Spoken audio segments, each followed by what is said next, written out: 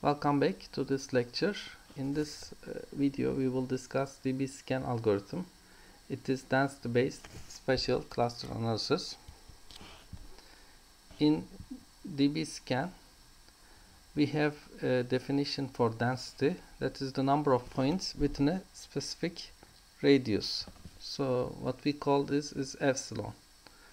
So within an epsilon we will count the number of points, and if that number of points exceeds the minimum points, it's another threshold, then we call this a core point. So if we have a core point, then we also have a border point and a noise point.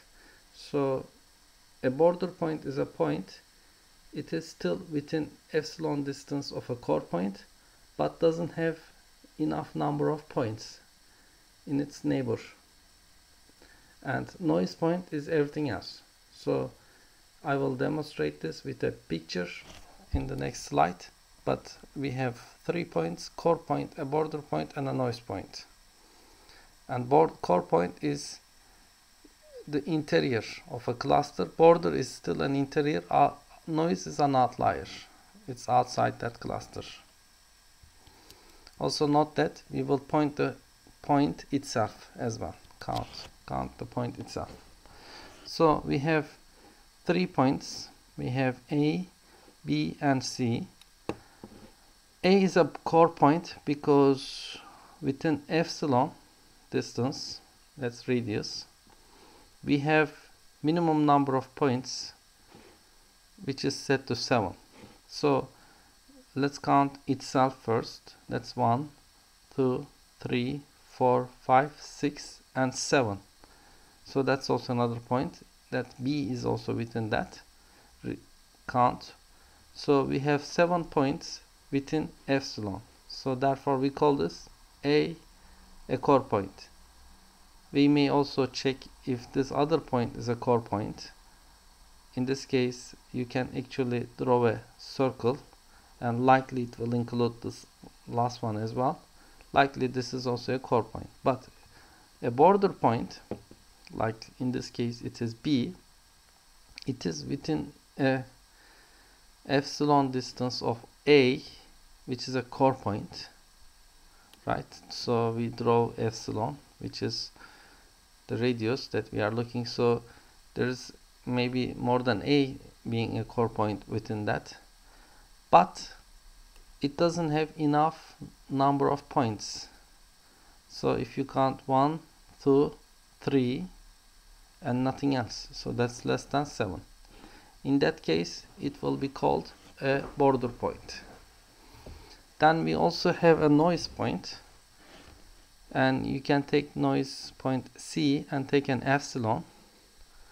There is no border point nor a core point, but having border point is not that critical. What is more critical is if it has a core point within that radius. There is none of that. Plus, first of all, it is not a core point, or it's not within a region of core point, so then it will be a noise point. So in this algorithm we will eliminate the noise and perform clustering on the remaining points. That's how it works, and how you do clustering on the remaining points. And this is the algorithm. After you identify noise points, then you can actually go ahead and label them, and you can actually run through the algorithm and you will see it will actually work. So this will demonstrate the original points including border and noise in this on the left hand side with blue points. And if we set EPS 10, I'm not sure if this is pixels or this is centimeter, inch, whatever that is, but it is epsilon 10 based on that resolution. And I count number of minimum points to be 4 and mark them as green if they are core. If they are border, they are marked blue, colored blue, and noise points are seen as red. So we can clearly identify the core points and eliminate noise first. So this is again the same data set. So if we actually set different parameters for EPS and minimum points, we can actually come up with this many clusters. So we have cluster here, 1, 2, 3, 4, 5, 6 clusters and bunch of noise around it. So, or some border points as well. The thing about this is DBScan algorithm works really well for noise. It does well with the noise and can handle clusters of different shapes and sizes. So it is good for that. But there are also things it doesn't really work well. So when we have this type of cluster where we have different densities, most of these algorithms don't do well. If you count the density, if there's any density involved with it, but as you see here, these are original points and this is minimum number of points for epsilon 9.75.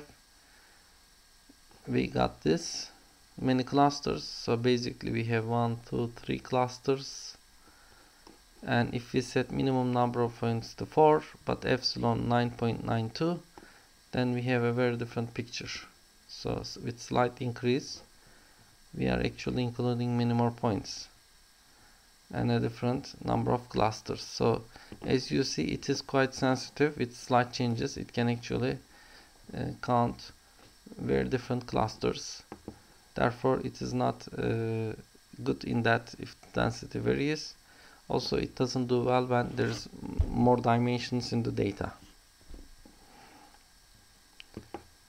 So how do we find what EPS and what minimum number of points? This is often it's a trial and error.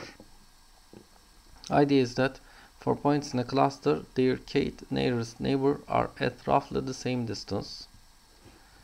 So look, if you look at this graph, I will explain you with that. Noise points have the kth nearest neighbors at farther distance. So I will explain this. So this is points sorted according to distance of the fourth nearest neighbor. So there's points and there's the distance. These are points sorted.